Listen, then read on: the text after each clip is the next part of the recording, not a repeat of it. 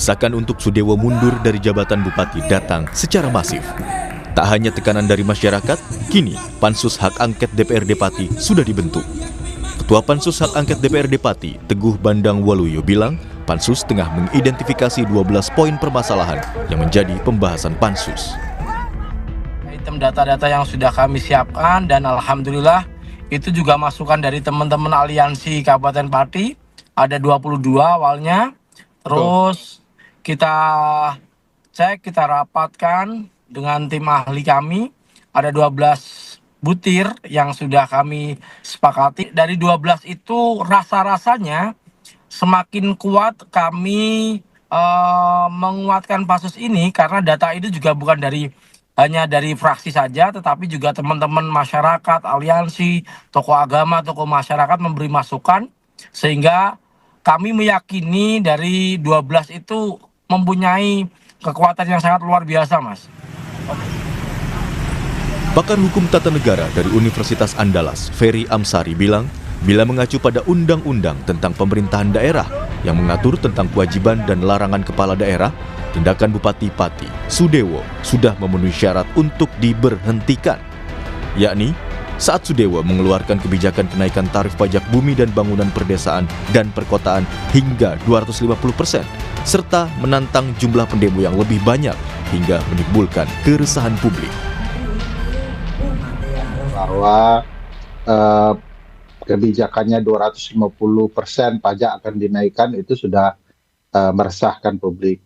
Perlu diingat bahkan poin meresahkan publik itu ada di pasal 76 bahwa seorang kepala daerah dilarang membuat kebijakan yang mampu menimbulkan keresahan publik. Itu sudah jelas sekali, bahkan kita bisa lihat Pak Bupati menyatakan jangankan 5.000 orang, 50.000 orang saja dia siap menghadapi. Nah, ucapan tindakan dia yang menimbulkan keresahan itu sudah terang benerang memenuhi syarat untuk kemudian beliau diberhentikan. Soal pemakzulan Bupati Pati, Sudewo, Menteri Dalam Negeri Tito Karnavian meminta semua pihak menjaga situasi tetap kondusif dan mengikuti mekanisme aturan, yakni pemakzulan melalui Pansus DPRD Kabupaten Pati. Bupatinya sudah menyampaikan permohonan maaf, sudah mencabut Nah, kemudian kok ada tuntutan yang lain untuk pemakzulan. Pemakzulan itu ada mekanismenya. Mekanismenya diantaranya adalah melalui mekanisme DPR. Saya dengar DPR sudah membuat pansus. Ya udah kita ikutin aja itu, tapi jaga situasi kondusif. Sejak diumumkan dibentuk pada 13 Agustus lalu, Pansus Hak Angket DPRD Pati langsung membahas sejumlah poin. Namun, rapat pembahasan sempat ditunda karena peringatan HUT ke-80 Republik Indonesia dan kembali bergulir pada Selasa 9 Agustus 2025. Tim Liputan, Kompas TV.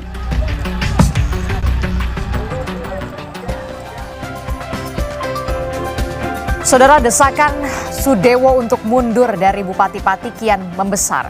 Tak hanya dari masyarakat, kini DPRD Pati telah membentuk Pansus Hak Angket DPRD Pati. Lalu bagaimana peluang untuk memakzulkan Bupati Pati atau justru Sudewo akan bertahan dan melawan? Kita akan membahasnya bersama dengan Wakil Ketua Pansus Hak Angket DPRD Pati yang nanti akan bergabung. Kemudian melalui sambungan daring sudah ada Pak Joni Kurnianto, kemudian melalui di Studio Orange Kompas TV sudah hadir pakar komunikasi politik LSPR, sudah ada Profesor Lely Aryani. Selamat pagi, Assalamualaikum Prof. Lely. Selamat pagi Adisti, waalaikumsalam warahmatullahi wabarakatuh. Udah lama gak duduk sini. Iya, sudah lama tidak duduk. Kita berdiskusi soal bagaimana ini serunya. Ini yang lagi seru dan juga menjadi sorotan publik adalah soal bagaimana DPRD saat ini bola panasnya ada di DPRD nih, karena hak angket begitu ya, pansus untuk memakzulkan, muaranya kan memakzulkan Bupati Pati Sudewo.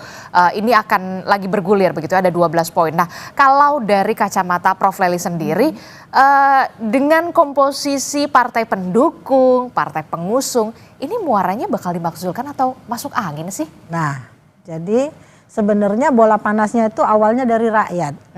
Rakyat yang merasa kepanasan, jadi mereka melemparkan bola panas kembali dengan situasi yang memberatkan, seharusnya itu dibaca sebagai upaya untuk memberatkan rakyat ya. Kenaikan pajak 250% itu bukan hal yang biasa-biasa saja. Orang naik pajak itu paling 10%, ini langsung 250%.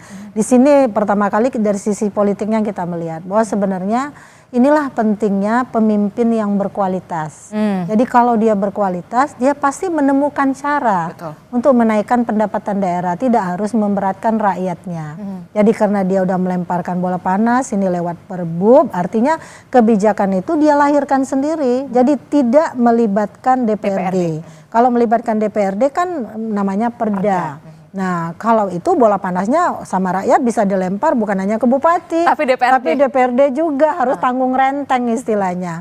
Jadi ini keputusan yang menurut saya tepat. Jadi riak politik yang terjadi di Pati ini bisa menjadi model loh, jangan hati-hati ya, bisa menjadi model bagi pemimpin daerah lainnya. Lalu kemudian inisiatif sudah diambil, ini kan beda antara fungsi DPRD dengan hak DPRD. Jadi hak anggota itu beda dengan fungsi. Kalau fungsinya legislatif, pengawasan sama anggaran. Nah ini termasuk hak yang mereka lakukan untuk menilai. Awalnya mungkin lewat interpelasi yang mencari keterangan saja. Tapi ini udah sampai pada hak angket. Artinya menyelidiki. Dan mereka punya waktu 60 hari sebenarnya Desti untuk menyelidiki kebijakan yang menimbulkan keresahan di tengah masyarakat atau melanggar peraturan perundangan yang ada, ya, peraturan dan perundang-undangan yang ada. Artinya selama 60 hari, tadi kalau kita dengar ini nuansanya gerak cepat, tidak harus menunggu 60 hari. Tadi katanya sudah cukup syarat untuk melakukan usulan pemakzulan, ya, baru karena DPRD usulan. baru usulan pemakzulan, karena DPRD tidak bisa memakzulkan kepala daerah. Dan nanti, ini memang harus diluruskan. Ya, prosesnya harus kita bisa membacanya. 60 hari mereka bekerja, batas waktunya. Tapi sebelum 60 hari kan bisa diselesaikan. Lalu ini diajukan ke Mahkamah Agung. Nanti di Mahkamah Agung itu punya waktu 30 hari. Nah, Mahkamah Agung akan membahas nih apakah memang terjadi pelanggaran, upaya yang dilakukan lewat kebijakan bupati yang meresahkan masyarakat dan seterusnya dan sebagainya. Nanti setelah itu keputusannya misalnya ini memang sudah terjadi kesalahan pada Bupati Pati, maka dipersilakan untuk melakukan pengusulan pemakzulan, dikembalikan lagi kepada DPRD. Tadi kan udah lewat paripurna loh ke Mahkamah Agungnya. Nah, lalu kemudian 14 hari ini mereka bekerja lagi 14 hari. Setelah 30 hari mereka melakukan kerja 30 hari, lalu kemudian DPRD bisa melalui Kementerian Dalam Negeri untuk melakukan pengusulan pemberhentian kepala daerah. Nah ini memang harus dilakukan. Jadi intinya cukup panjang begitu ya, prosesnya. Dan berliku prosesnya. Kalau saya melihat ini kan tadi sudah disebutkan oleh Prof. Lely, proses dimulai dari DPRD, laporan masyarakat, temuan audit BPK dan BPKP, kemudian juga hasil dari pengawasan.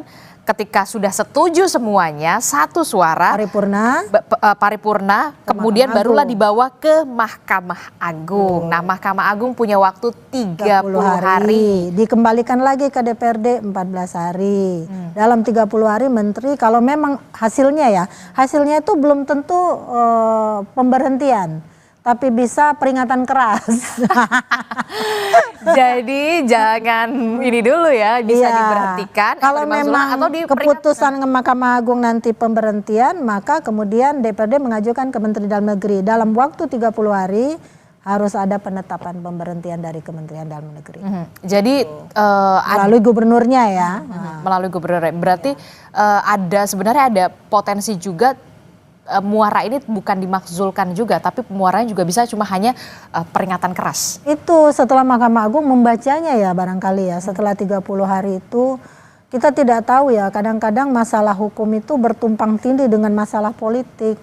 Entah itu politik kekerabatan, entah itu politik kepartaian dan lain. Jangan lupa bahwa kepala daerah juga adalah kader partai yang sebisa mungkin partai-partai politik juga ingin mempertahankannya, karena kalau tidak akan digantikan dari kader partai lain yang mungkin akan memimpin di daerah itu. Nah, saya harap ini teman-teman DPRD tetap kenceng gitu. Dan juga masyarakat harus bisa mengawal ini sampai tuntas.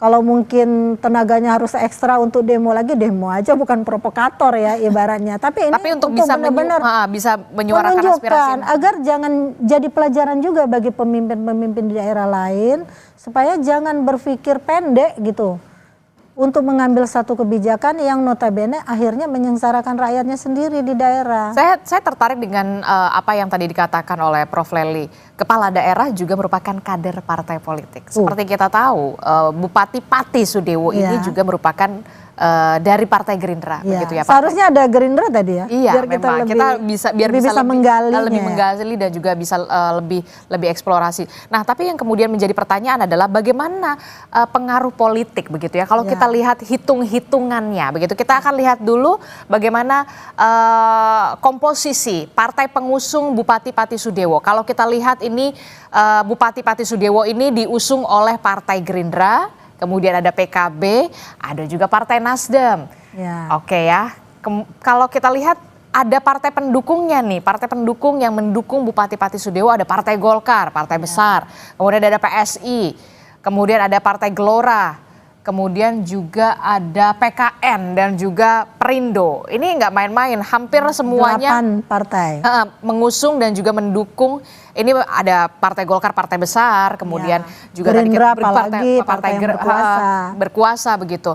Mungkinkah kemudian komposisi yang ada di dalam di DPRD ini bisa memuarakan pemakzulan seorang Bupati Pati Sudewo? Ya, pertanyaannya adalah apakah mereka-mereka yang berasal dari partai politik, terutama yang mewakili rakyat di DPRD, notabene mereka itu adalah mewakili rakyat ya seharusnya. Tapi kebanyakan ketika mereka duduk di DPR atau DPRD, itu yang terbayang oleh mereka adalah kepentingan kelompok. Kohesiveness kelompok, bukan konformitas. Kalau konformitas itu sekedar kompak ya. Dalam partai politik itu biasanya mereka kohesif, lebih padu. Jadi kesepakatan kelompok itu jauh lebih besar sehingga apapun yang diputuskan oleh partai biasanya lebih bernuansa pada kelompoknya. Jadi jika yang antara yang mengusung dan yang mendukung sudah segitu besarnya, tentu upaya yang mereka lakukan sama besarnya dengan upaya rakyat yang demo. Nah, menang kalah ini kuat-kuatannya di mana? Nah, apakah mereka ini akan kalah di DPRD ini? Tapi jangan lupa juga ya, ini yang kita selalu tahu ya, di DPRD juga kan selalu ada persaingan. Persaingan individual. Seandainya dia berhenti, yang menggantikan siapa? Wah, ini bisa partai gua nih. Nanti mereka akan bisa yang memilih setelah wakil bupatinya naik. Nanti kan wakil bupati akan dipilih oleh DPRD. Nah, itu mereka bisa kerja rodi lagi ibaratnya seperti itu. Jadi kalau dilihat dari kuat-kuatan seharusnya ya, kuat suara rakyat menurut saya. Jadi jangan pikirkan apa yang mereka lakukan itu untuk menurunkan kader mereka, jangan. Tapi mereka harus berpikir, wah ini kader kita yang tidak potensial untuk menjadi pemimpin yang lebih besar. Harusnya itu yang dilihat. Tapi kemudian yang jadi pertanyaan saya adalah, ini kan penerbitan peraturan bupati itu kalau tidak salah diterbitkan 18 Mei. 18 Mei 2025. Kemudian baru ada penolakan ini pecah lah di Agustus sampai 13 Agustus gitu ya. Waktu 3 bulan ya. Ada waktu 3 bulan. Ya. Prof. Lely. Nah, fungsi pengawasan dari DPRD ini kemana dalam tanda kutip ya? Dalam tanda tanya saya begitu ya. Kalau memang sebegitu tidak berpihaknya kebijakan ini. Ya kan, ini kan kebijakan yang tidak populis dong. Ya. Nah, itu juga yang jadi masalah, bukan hanya pada fungsi pengawasan, hak legislasi, fungsi legislasi yang ada pada DPRD seringkali kan munculnya itu dari pemerintah. Jadi kebanyakan memang teman-teman di DPR dan DPRD itu kadang-kadang abai dengan fungsi yang harus mereka jalankan. Jadi kalau ada waktu selama 3 bulan, ada sebuah kebijakan, keputusan bupati atau pemerintah daerah yang kemudian berimbas pada kepentingan rakyat. Seharusnya kan mereka sadar nih, saya kan mewakili rakyat. Tapi itu tadi, ketika mereka sudah sampai di DPR atau DPRD, yang ada dalam pikiran mereka adalah orang partai. Jadi bukan lagi wakil rakyat. Kebanyakan itu yang terjadi. Sehingga mereka juga tenang-tenang aja nih, barangkali rakyat nggak bakal marah gitu pikir mereka. Padahal mereka rakyat juga, mereka itu adalah wakilnya rakyat. Artinya mereka yang membaca, Pak Bob, nggak bisa nih. Mereka secara internal sudah membuat diri mereka membentengi rakyatnya seharusnya kan. Ini nggak bisa nih Pak Bupati, panggil dulu lah Pak Bupatinya. Ini kenapa tiba-tiba muncul ada perbub yang seperti ini bisa bahaya loh bagi daerah kita, ini terlalu besar, bisa nggak ini dibuat lagi lebih rendah misalnya. Nah, ini tapi kita nggak mendengar itu ya, kita nggak mendengar ada perbincangan itu selama ini kan. Tiba-tiba meledak dari gitu. masyarakat. Dari masyarakat, bola panas masyarakat yang melemparnya. Maka ini berakibat sekarang, yang kita tunggu nanti hasilnya. Oke, kita akan masih tunggu bagaimana hak angket begitu ya, pansus ini bergulir begitu ya. Nah, tapi kita juga akan lihat bagaimana komposisi perolehan kursi di DPRD ya kan. Kalau kita lihat juga bagaimana pengaruhnya juga dari perolehan kursi, kita akan simak bersama. Ini dia jumlah kursi DPRD Kabupaten Pati 2024-2029. Kalau kita lihat begitu ya, Partai Demokrasi Indonesia Perjuangan PDIP memperoleh 14 kursi yang tidak mendukung Bupati Pati Sudewo, begitu ya. Kemudian ada PKB 6 kursi, kemudian juga ada Gerindra 6 kursi, kemudian ada Golkar juga 5 kursi, ada Partai Demokrat, Partai Nasdem. Ini kalau kita lihat, bagaimana dari melihat komposisi perolehan kursi dari partai politik di DPRD? Anda melihat 48. Ya. Ada 48 berbanding 14. Dan semuanya tapi mendukung hak angket, ya hak angket pansus. Anda melihat bagaimana komunikasi yang sebenarnya ingin ditunjukkan dari DPRD, walaupun kalau menurut saya agak sedikit terlambat. Kenapa ketika semuanya sudah pecah barulah masuk hak angket pansus itu? Nah, di sini kita melihat ternyata suara rakyat itu memang suara Tuhan gitu loh. Vox Populi. Jadi meskipun mereka berada dalam koalisi yang mengusung dan mendukung gitu kan, misalnya Bupati Pati pada saat ini, mereka sadar kekuatan rakyat itu jauh lebih besar. Jadi mereka juga artinya mulai menyadari mereka tidak bisa main-main dengan suara keterwakilan. Nah, suara keterwakilan yang mereka emban itu adalah menyuarakan suara rakyat. Jadi kalau kita melihat perbandingan jumlah angka tadi 48 banding 14 sepertinya mustahil atau mustahil gitu ya. Mustahil atau mustahil. Tapi dengan kekuatan dari rakyat, siapa yang bisa menduga tiba-tiba mereka juga berpikir, saya kan wakil rakyat, 2029 saya juga mau kembali untuk dipilih oleh mereka sebagai anggota DPRD misalnya. Ini juga menjadi pertimbangan politik dan sekaligus pertimbangan hukum memberi ruang bagi mereka untuk melakukan upaya-upaya yang bisa membuat mereka itu kembali merajut komunikasi politik dengan rakyatnya. Kami wakili loh Anda. Saatnya sekarang harus dibuktikan. Jadi kekuatan yang besar itu bisa saja bersatu dengan kekuatan kecil untuk membangun sinergi bagaimana membangun kekuatan menggolkan suara rakyat ketimbang suara pribadi mereka atau partai politik mereka. Tapi kalau kita lihat ya, kalau mengacu pada undang-undang ya, Prof. Lely, kalau tadi kita membahas soal komposisi partai politik, perolehan kursi di DPRD, tapi kemudian kalau kita mengacu pada undang-undang, apakah tindakan Bupati Pati Sudewo ini sudah memenuhi unsur atau syarat sebenarnya untuk dimakzulkan atau diberhentikan? Kalau kita lihat bersama, ini ada Undang-Undang Nomor 23 Tahun 2014 tentang pemerintahan daerah di pasal 79 diberitahukan bahwa pemberhentian kepala daerah atau wakil kepala daerah ini diumumkan pimpinan DPRD dalam rapat paripurna. Sementara untuk gubernur dan juga wagub ini diusulkan pimpinan DPRD kepada presiden melalui menteri. Sementara untuk bupati dan wakil bupati atau melalui gubernur itu melalui dari pimpinan DPRD kepada menteri melalui gubernur. Nah, Anda bagaimana dalam kacamata Anda, Prof. Lely? Ya. Tadi kan Bang Ferry Amsari juga udah menyatakan bahwa sudah memenuhi syarat karena beliau juga kan orang hukum. Tapi kalau bisa dibuka juga pasal 80 Undang-Undang 23 2014. Itu jadi syarat pemakzulan juga diatur di pasal 80 itu. Jadi 79 80 itu urut-urutan sebenarnya Adisti. Jadi kalau memang tadi DPRD kan udah ngomong bahwa sudah memenuhi syarat ada 12 poin. 12 poin ya. Sayangnya dia nggak tampil nih di sini. Jadi dia jelaskan satu demi satu kepada rakyat Indonesia supaya juga rakyat Indonesia memahami dan menyadari kalau ada kepala daerahnya yang bertindak seperti ini, oh kami juga bisa dong seperti ini kalau begitu. Karena jadi supaya jangan ada lagi pemimpin-pemimpin yang tidak inovatif, tidak produktif dan arogan. Karena ini nggak terjadi di Pati aja. Ini kan terjadi juga kenaikan pajak ini terjadi di beberapa daerah. Ya, cuma mungkin kenaikannya tidak terlalu bombastis seperti itu sampai 250%. Kemudian rakyat juga belum terlalu memiliki motivasi, belum memiliki pancingan gitu. Atau contoh, wah ini ternyata bisa kita gugat lewat cara ini ya seperti itu. Kita bukan provokator ya, tapi ini memberi pelajaran sekali lagi bahwa komunikasi politik antara pemimpin sama rakyatnya itu tidak boleh selesai ketika dia terpilih menjadi pemimpin. Dia harus membangun suasana, oh kebutuhan rakyat saya seperti apa, keadaan rakyat saya seperti apa, kebijakan apa yang harus saya ambil sebagai langkah-langkah politik dan langkah-langkah yang tidak bertentangan dengan hukum.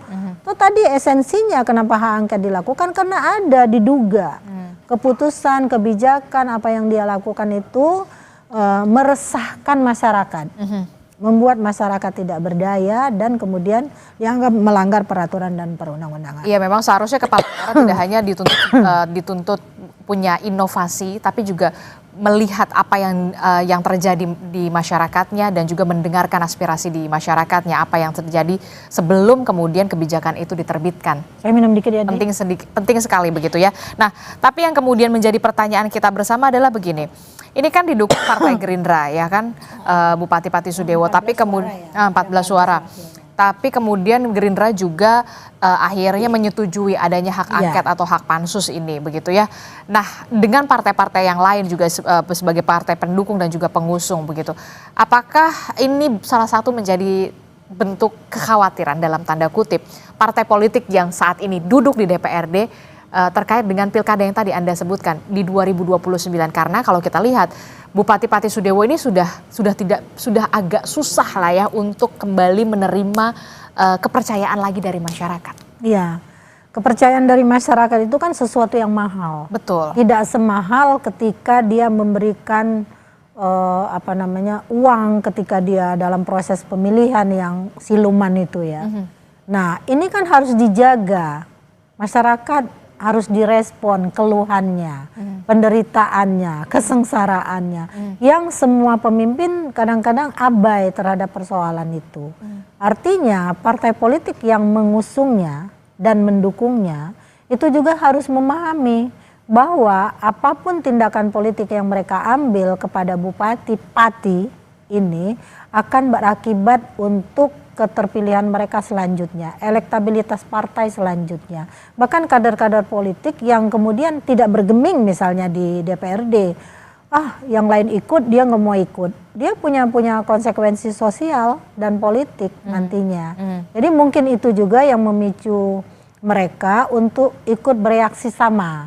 Sebab tindakan politik ini memang sudah dianggap tidak disukai rakyat Pati. Begitu banyaknya ada arogansi dalam komunikasi politik, menantang rakyat untuk silakan demo sekian ribu orang, saya tidak takut. Ada pemimpin macan pun saya makan katanya. Kadang-kadang ini kan sudah menunjukkan arogansi. Perlawanan, bukan hanya arogansi tapi juga perlawanan kepada rakyat. Rakyat pemilik suara yang telah memilih dia, mempercayakan kepemimpinan itu kepada dia. Artinya kan rakyat itu pengen diayomi. Bukan hanya oleh kata-katanya, tapi oleh tindakan politik dan tindakan hukum yang dia lakukan. Yang semuanya harus smooth, yang semuanya harus membahagiakan rakyat. Sehingga barangkali kalau dia baru 1 periode, dia berharap bisa 2 periode menjadi kepala daerah atau menjadi anggota DPRD. Maka sekaranglah mereka menunjukkan jati dirinya sebagai wakil rakyat yang juga membela kepentingan rakyat.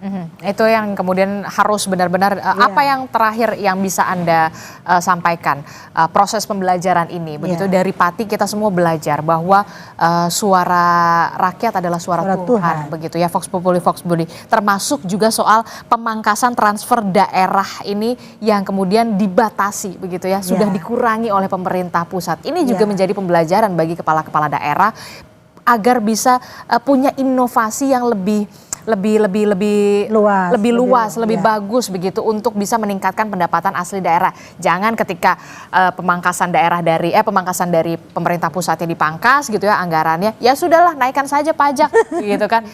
Mau ambil jalan singkatnya saja. Iya, ini pelajarannya bagi 3 hal ya. Bagi kepala daerah dia harus inovatif, harus produktif, tapi harus aspiratif. Jadi kalau dia mengambil kebijakan yang pada akhirnya akan berimbas pada positioningnya sebagai kepala daerah, itu harus dia pikirkan. Jadi berpikir dulu sebelum bertindak lah. Nah memang upaya efisiensi ini kan dilakukan bukan hanya bagi daerah Pati, tapi bagi seluruh daerah. Tapi banyak juga daerah-daerah yang bisa menyiasati itu dengan mengurangi anggaran perjalanan dinas gitu kan.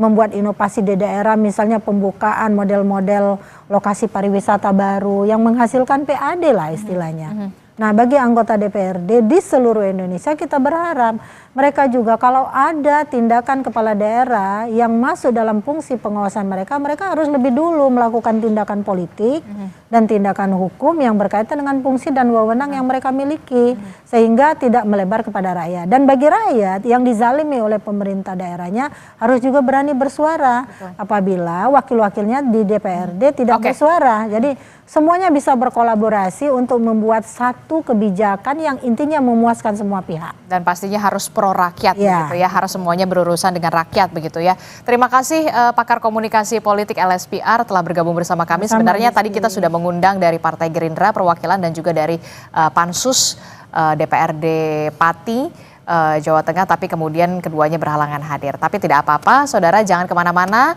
Usai jeda kami akan mengajak Anda untuk memantau bagaimana suasana rapat Pansus hak angket pemakzulan Bupati Pati. Jadi tetaplah bersama kami di Sapa Indonesia Pagi.